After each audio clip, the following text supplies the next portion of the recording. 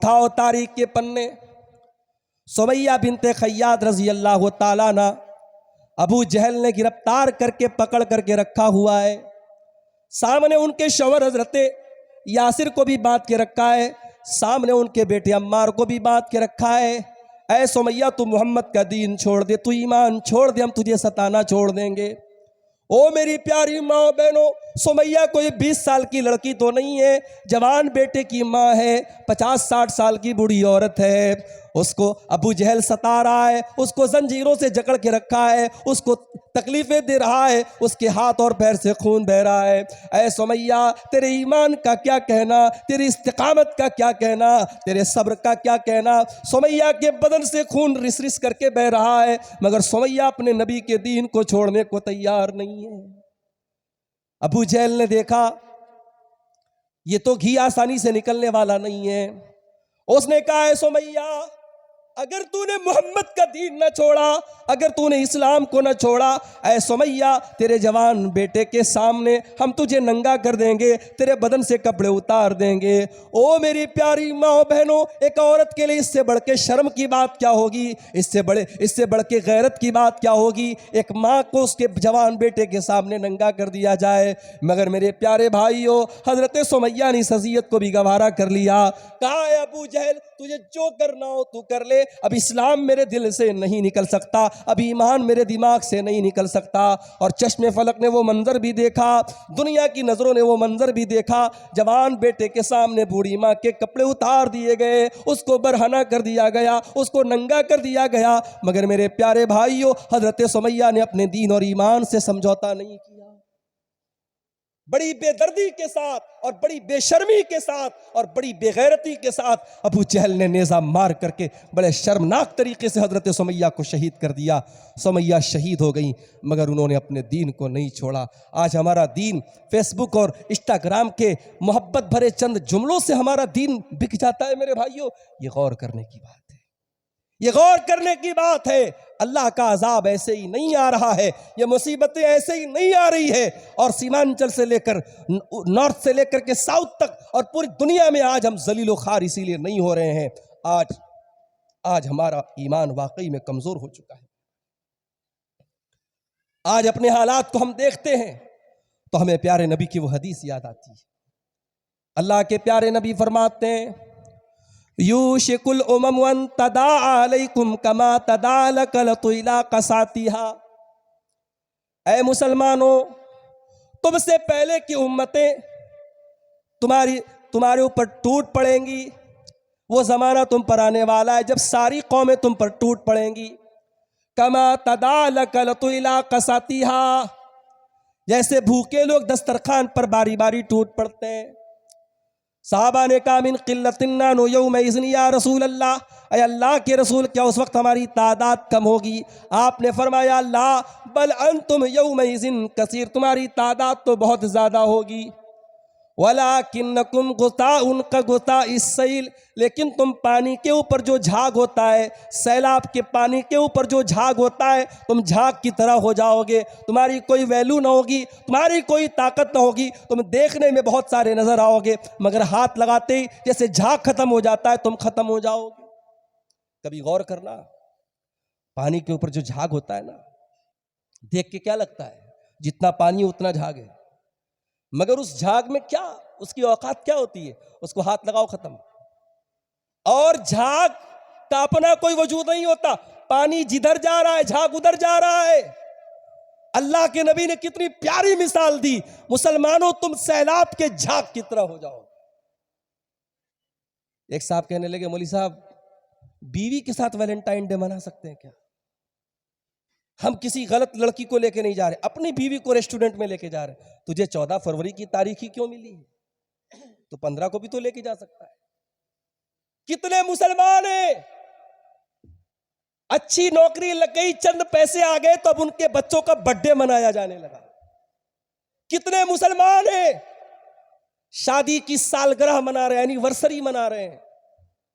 ये एनिवर्सरी कहां से आई, ये बर्थडे कहां से आया? बच्चे को चॉकलेट पसंद है, कभी भी दिला दो चॉकलेट। बीवी को केक पसंद है, कभी भी केक खिला दो। ये साल का तुमने दिन क्यों खास किया? ये पता है कहां से आया? ये उन लोगों के चोंचले हैं जो सूअर खाने वाले हैं, जो शराब पीने वाले हैं, जो ज़िनाकार हैं, बदकार हैं, हरामखोर हैं, ये उनके चोंचले हैं और हम साहब उनके तरीके पे चल रहे हैं। इसीलिए अल्लाह के नबी फरमाते लतत्तबिउन्न सुनन मन कान क़ब्लकुम, तुम जरूर अपने से पहले के लोगों के तरीके पर चलोगे। शिब्रम बेशिब्रिम व ज़िराम बेज़िराइन, अगर वो एक बालिस्त चलेंगे तो तुम भी एक बालिस्त चलोगे, अगर वो एक हाथ चलेंगे तो तुम भी एक हाथ चलोगे। हत्ता लौ सलकू जोहरा दब्बिन लसलकतुमू, तुमसे पहले की कौमें अगर किसी बिल में चली जाए, किसी जानवर के बिल में सुराख में चली जाए, तो तुम इतने पागल हो, इतने अंधे हो जाओगे उनकी तकलीफ में, उनके पीछे तुम सुराख के अंदर चले जाओगे। अल्लाह के नबी ने फरमाया कि तुम सैलाब के ऊपर जो झाग होता है उस झाग की तरह हो जाओ। अल्लाह तबारक व तआला दुश्मनों के दिलों से तुम्हारे दबदबे को खत्म कर देगा और तुम्हारे दिलों में वहन डाल देगा। सहाबा ने कहा अल्लाह के नबी वहन क्या होता है? आपने फरमाया हुब्बुद दुनिया व कराहियत, तुम दुनिया के चाहने वाले, दुनिया से मोहब्बत करने वाले, दुनिया के लिए मरने मिटने वाले बन जाओगे। मुसलमानों जरा अपने दिल पर हाथ रख के बताना, सुबह जब नींद खुलती है तब से लेकर रात में बिस्तर पे सोने तक कितनी बार मौत को याद करते? अरे मौली साहब कैसी बात कर रहे, मौत को कौन याद करता है? हर आदमी तो जिंदगी की बात करता है, बीवी की बात, बच्चों की बात, रोजी रोटी की बात, दुकान की बात, मकान की बात, पॉलिटिक्स की बात। मौत की बात कौन करता है? मेरे नबी मौत की बात करते थे। मेरे नबी रात को सो करके उठे, उम्मे हबीबा कहती अल्लाह के नबी रात को सो करके उठे, घबराए हुए, चेहरा बिल्कुल खौफ से पीला पड़ा हुआ है, बिल्कुल घबराए हुए अल्लाह के नबी उठते और कहते हैं अय्युहन्नास, ओ लोगों कान खोल करके सुन लो, उज़्कुरुल्लाह, ओ लोगों अल्लाह को याद किया करो, ओ लोगों अल्लाह का जिक्र किया करो। जाति साखा, ओ लोगों जाति राजिफा तत्बउहर रादिफा, कप कपा देने वाली कयामत आने वाली है। जाल मौतो भी माफी, ओ लोगों मौत तुम सबको आने वाली है और मौत के बाद का मंजर तुम सबको देखना है। हमारे नबी तो मौत को याद करे, सहाबा तो मौत को याद करे, सहाबा तो आखिरत की फिक्र करे और हम तो दुनिया के लिए मरे मिटे जा रहे हैं। सुबह से लेके शाम तक दुनिया के लिए हाय दुनिया किए चले जा रहे हैं। हुब्बुद दुनिया, तुम दुनिया से मोहब्बत करने लगो। मेरी माँ और बहनों, कभी मौका मिले तो अपने नबी की बीवियों की जिंदगी को भी पढ़ लेना, उन्होंने कैसी जिंदगी गुजारी। आज तो तुमने शौहर से कहा गोश्त ले आओ, शौहर बेचारा किसी वजह से गोश्त न ले आया तो 4 बातें शौहर को सुना देती। तुम्हारी बहन की शादी है, तुमने कहा मार्केट में, अररिया की फॉरबिसगंज की मार्केट में तुमने कहा ये 5000 का कपड़ा है मुझे दिला दो। शौहर की बेचारे की तनख्वाह नहीं मिली है, पैसा नहीं मिला है, मजदूरी नहीं मिली, उसने कहा चलो बाद में दिला देंगे। तुम्हें गुस्सा आ गया। तुम तो एक ड्रेस पर कॉम्प्रोमाइज करने को तैयार नहीं, तुम तो एक कपड़े और एक खाने पीने की चीज पर समझौता करने को तैयार नहीं हो। मेरे नबी की बीवियों ने अपने शौहर के साथ कैसे दिन काटे हैं मेरे भाई। अल्लाह के नबी की प्यारी बीवी हजरत आयशा फरमाती हैं 2-2 महीना गुजर जाया करता था, हम 3-3 चांद देख लिया करते थे। वमायू कदफी अबियात रसूलिल्लाहि सल्लल्लाहु अलैहि वसल्लम नार, अल्लाह के नबी के घर में चूल्हा न जलता था। 2-2 महीने तक अल्लाह के नबी के पूरे घर वाले और आपकी पूरी फैमिली खजूर खा खा करके और पानी पी पी करके गुजारा किया करती थी। ये उस उम्मत की माओं का हाल है। आज तो हमारे पास पैसा आता है, हम सोचते अपने बच्चों को अच्छा मकान ला के देते। हमारी जिंदगी का मकसद तो यही ना है, जमीन बना ले, जायदाद बना ले, मकान बना ले। नबी ने क्या बनाया अपने लिए? कभी गौर करना, तुम्हारे नबी ने अपने परिवार के लिए क्या बनाया? कुछ नहीं बनाया मेरे भाई। नबी की 9 बीवियां रहती थी एक साथ, छोटे छोटे कमरे थे। वो कोई संगे मरमर के कमरे नहीं थे, कोई मार्बल के कमरे नहीं थे, कोई डिजाइन नहीं बना था, मिट्टी के छोटे छोटे कमरे थे। और सहाबा कहते उन कमरों की हाइट इतनी थी, हाथ लगाओ तो छत को छू लेते थे। खजूरों के तने के पिलर होते थे, छप्पर की छत होती थी, मिट्टी का फर्श होता था। ये नबी का घर था मेरे भाई। हमारे घरों में माशाअल्लाह मार्बल बिछा है, टाइल्स लगी है, हमारे घरों में सब कुछ है, मगर मोहम्मद अकरम के घर में कुछ नहीं था, मिट्टी का घर था, मगर ये घर इतना बरकत वाला था, उसमें जिब्रील आते थे, उसमें कुरान उतरता था, उसमें दिन रात अल्लाह की रहमत उतरती थी। हमारे घर में कहाँ से अल्लाह की रहमत उतरेगी?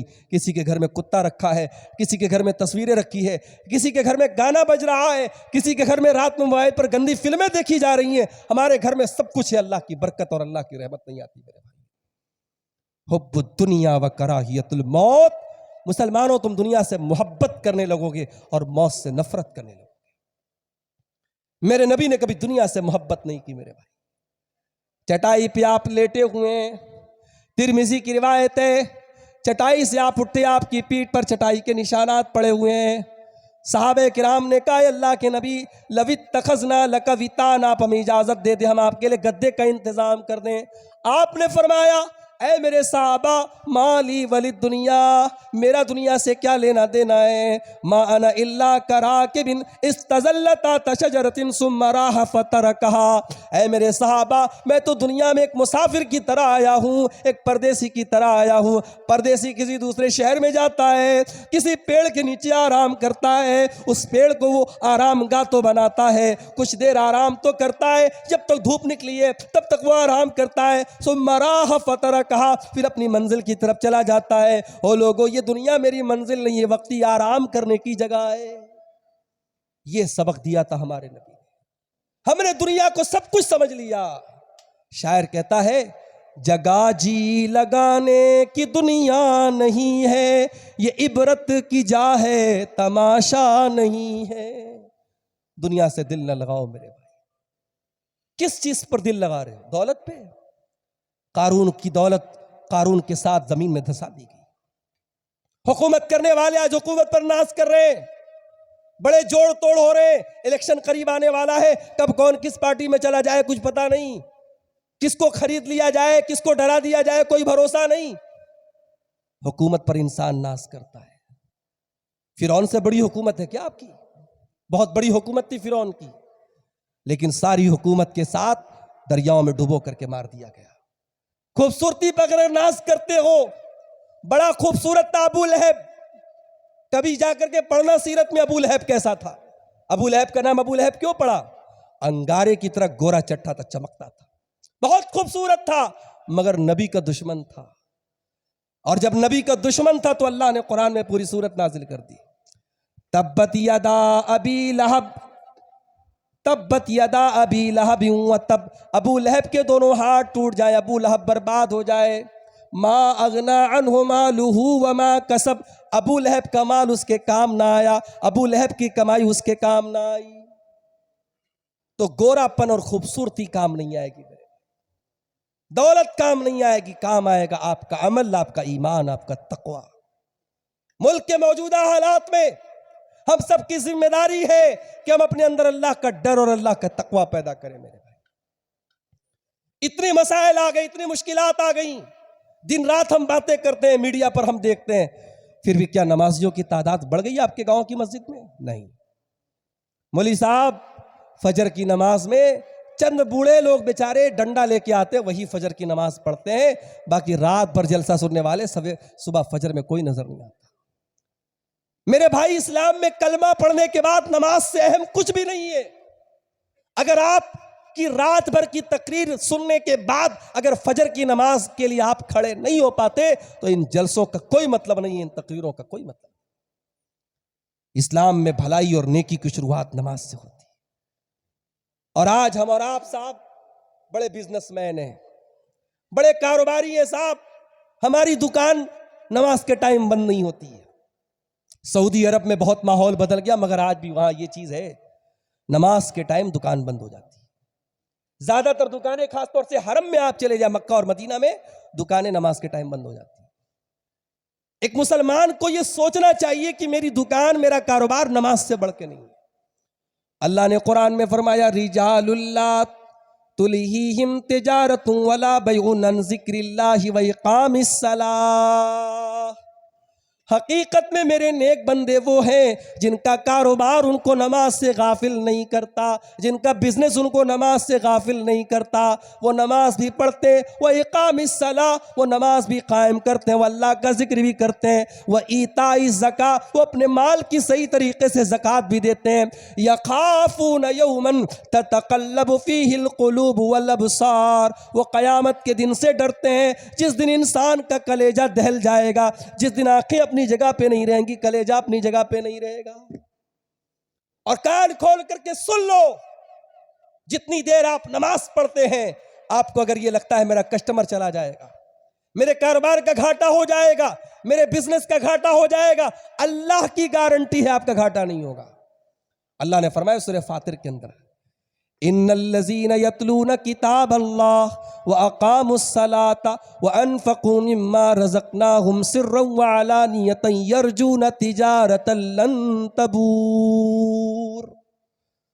जो लोग अल्लाह की किताब की तिलावत करते हैं, नमाज कायम करते हैं, हमारे दिए हुए रिस्क में से खर्च करते हैं, वो ऐसा बिजनेस कर रहे हैं जिस बिजनेस में कभी घाटा आने वाला नहीं है।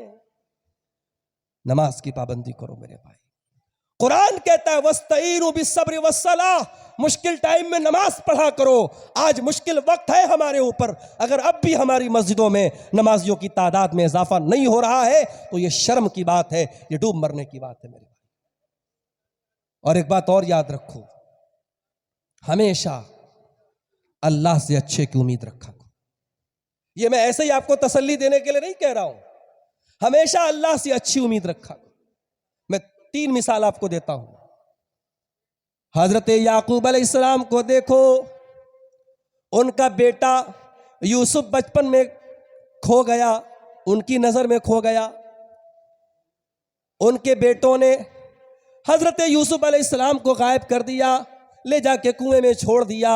हजरत याकूब अलैहिस्सलाम मायूस नहीं हुए और अपनी कौम से कहते, अपने लड़कों से कहते हैं, या बनी यज़हबू व तहस्ससू मिन यूसुफ, ऐ मेरे बच्चों जाओ यूसुफ को तलाश करो, वला तयअसू मिन रौहिल्लाह, और अल्लाह की रहमत से मायूस न होना। बेटे का आता पता नहीं है, बेटा गायब है, मगर यूसुफ अलैहिस्सलाम के बाप याकूब अलैहिस्सलाम मायूस नहीं है। मेरे भाइयों, मायूस न हो, इस्लाम की ये कश्ती इंशाअल्लाह पार होगी और इस्लाम की शमा रोशन रहेगी, हमें मायूस नहीं होना है। याद करो वो मंजर जब हमारे प्यारे नबी अपने यार गार अबू बकर सिद्दीक के साथ गार सौर में थे और दुश्मन बिल्कुल करीब पहुंच चुका था, और अबू बकर सिद्दीक ने बड़े घबरा के कहा था, अय अल्लाह के नबी, दुश्मन बिल्कुल करीब पहुंच चुका है, अब हमारा क्या बनेगा। अल्लाह के नबी ने बड़े इत्मीनान से जवाब दिया, ला तहज़न इन्नल्लाह माना, अय अबू बकर डरो नहीं, अल्लाह हमारे साथ है। ये इत्मीनान रखो मेरे भाई, ये इत्मीनान रखो, अगर हम अल्लाह वाले हैं तो अल्लाह हमारे साथ रहेगा। मगर हाँ, एक कंडीशन और लगाई है अल्लाह ने, अगर आप चाहते हैं कि अल्लाह आपकी मदद करे तो अल्लाह ने एक कंडीशन लगाई है, एक शर्त लगाई है, या अय्युहल्लज़ीना आमनू इन तंसुरुल्लाह यंसुरकुम व युसब्बित अक़दामकुम। ऐ ईमान वालो, जब तुम अल्लाह की मदद करोगे, कौन किसकी मजाल है कि अल्लाह की मदद करे। अल्लाह की मदद करोगे का मतलब अल्लाह के दीन की मदद करोगे। ये मदरसे अल्लाह के दीन की मदद के लिए चल रहे हैं, ये मस्जिदें अल्लाह के दीन की मदद के लिए चल रही है, ये जितने दीन के काम हो रहे सब अल्लाह के दीन की मदद के लिए हो रहे। अल्लाह के दीन का सपोर्ट करो, अल्लाह आपका सपोर्ट करे। आज कभी गौर करना मेरे भाई, कभी हम सब अपने ऊपर गौर करें कि 24 घंटे में कितने मिनट हमने अल्लाह के दीन के लिए दिया है। सहाबा ने तो अपनी जवानियों को खपा दिया मेरे भाई, सहाबा ने तो अपना सारा माल लुटा दिया, अपने बच्चों को कटवा दिया इस दीन की बका के लिए।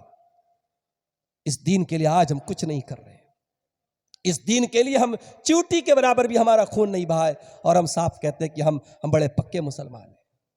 अल्लाह की गारंटी, अल्लाह का वादा है, इन तंसुरुल्लाह, अगर तुम अल्लाह के दीन की मदद करोगे अल्लाह जरूर तुम्हारी मदद करेगा।